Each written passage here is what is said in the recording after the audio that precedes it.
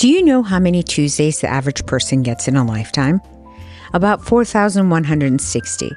That's the idea behind 4160 Tuesdays, the independent perfume house founded by Sarah McCartney. And if you're lucky, you get a little over 4,000 Tuesdays, so why not make them smell interesting? Sarah is a self-taught perfumer based in West London. She started the brand in 2011 after working as a writer at Lush.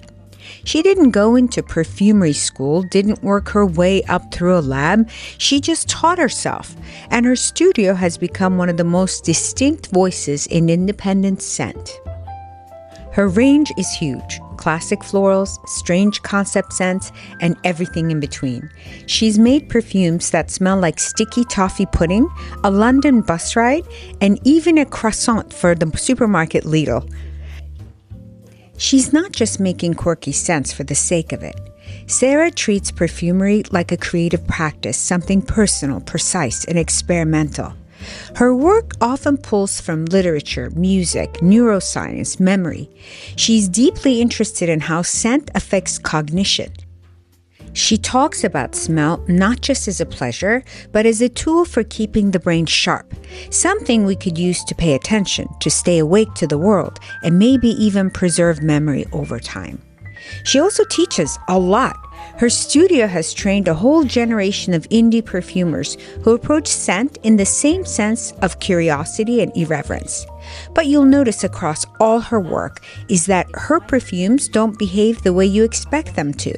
Some are soft and emotional, some are flat out weird, but all of them are deliberate. They're built to unfold. She sent me this kit before I interviewed her last year, and I tested the perfumes, took notes, and let them sit for a while. Now I'm revisiting them, and with more time, with a different perspective, these are my thoughts. Salt Rose doesn't care if you think rose is boring. It's not interested in being soft or romantic. This smells like a rose that's grown up through sand and salt wind. The opening hits with a mineral sharpness like sea air on a hot day. Then the rose comes through, but not the way you'd expect. It's sun-worn, a little dry, and somehow stronger because of it. It doesn't evolve much on skin, which I actually like. It stays clean, salty, and floral. No sweetness, no powder, no fuzz. Just presence. This is the scent I reach for when I want to feel focused, calm, and a little bit armored. It's not loud, but it stays. No Mow May is based on the idea of letting nature grow wild. No mowing, no pruning, just leaving things alone and seeing what happens. And that's exactly what this smells like. It opens green, like snapped stems and overgrown grass, then shifts into wildflowers, earth, and something damp and warm underneath. Not a garden, but a meadow left to its own devices. There's a subtle creamy warmth in the dry down that keeps it from going too sharp, but it never loses that untamed energy. This is a scent I'd wear when I want to smell like the outdoors without smelling like I've been outside all day. It is perfume, so I want to smell good, but I also want to feel alive, and this is precisely that perfume. This one is wild, the scent and the story. Burnt Cedar Rainbow Doves was inspired by Gerald Hugh Tyrwhitt Wilson, also known as Lord Berners, composer, writer, eccentric, and a full-time chaos agent in the early 20th century British society. The kind of person who dyed pigeons pastel colors for fun and threw parties for the bright young things in his country estate. Sarah McCartney took all of that, the garden, the bonfires, the absurdity, and turned it into a scent. You get burnt cedar right at the top, like a bonfire at the edge of a formal garden.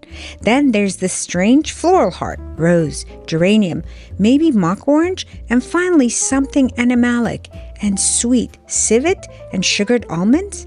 It's smoky, floral, musky, and a little bit edible, all at once. It smells like rules being broken politely, like chaos in velvet gloves. This was originally made for a collaboration with the Beaumont Hotel during London Craft Week, and honestly, it feels like something that belongs in a story more than a product line. And that's what I like about it. It doesn't ask to be understood. It just shows up, throws confetti in your face, and walks away. Hammersmith Tea and Biscuits. This one smells exactly like its name, but it's not a gimmick. Hammersmith Tea and Biscuits is a scent about British survival tactics. Someone's crying? Put the kettle on. Global disaster? Tea and a biscuit. Awkward silence? Milk, one sugar? The fragrance was made as a kind of olfactory love letter to the 4160 Tuesdays studio in Hammersmith. It's a grounded, oddly moving scent built around black tea with oat milk, wholemeal lemon and ginger biscuits, and toasted hazelnuts. There's a little cinder toffee in there too, but nothing sugary or cloying. It opens warm and slightly crumbly like a biscuit just pulled from the tin, and then the tea note wraps around it. What makes it interesting is that it doesn't lean into dessert territory. The wholemeal flour and brand keep it grounded. It smells like a hug, but from someone who also knows how to hold a boundary. For me, this isn't about nostalgia, it's about resilience. The kind of resilience that doesn't need to be loud, just pass the biscuit, sit down, and figure it all out. This one's a slow burn. A flame in your heartbreak is technically an amber, but it doesn't come in hot. It's magnetic, but not too aggressive. If all you want is to smell stunning, rich, complex, fully formed, this is probably the one. There's a floral opening that lifts it, magnolia and rose, but it's not powdery or pretty in the conventional way. Then you get kumquat, which adds the weird citrus snap and a hint of cocoa that smooths it all out. Underneath that is where the real weight comes in: labdanum, benzoin, styrax, and cistus. 4 balsams stacked like layers, not resinous in a heavy incensey way, more like warmth rolling off skin. You also get pink pepper and tonka, which round things off with texture and softness. It wears close but not shy. This isn't drama, it's presence, the kind of scent that doesn't need a backstory to work. It just smells like confidence with some scars. This is a perfume for when you want to show up without explaining yourself. Complicated Shadows is the last and the darkest scent in 4160 Tuesdays Cloud series. It was named after the Elvis Costello song, and it was released in 2021, so yes, it comes with baggage. It smells like a year you made it through but would never repeat. The notes say sandalwood, narcissus, iris, and shade, which is definitely not a typo. There's a dry, reflective quality to this one. It doesn't rush to impress. It just lingers like something you haven't fully processed. You get the narcissus and the iris first, cool, pale, maybe even aloof. Then the sandalwood comes through, not creamy, but dusty and worn. There's no sweetness, no sparkle. That's what I like about it though. It doesn't wallow. It doesn't pretend. It's the scent equivalent of looking out the window for longer than you meant to. Quiet, textured, self-aware. Complicated Shadows isn't here to lift you up. It's here to sit next to you and say, yeah, same. What I love about this kit is that none of these perfumes feel like they're trying to win you over. They're not chasing compliments and algorithms. They're built with intention, sometimes emotional, sometimes weird, sometimes both. Sarah McCartney makes perfume like a writer. Each one feels like a short story. Some you get right away, some take a few reads, and some just stay with you.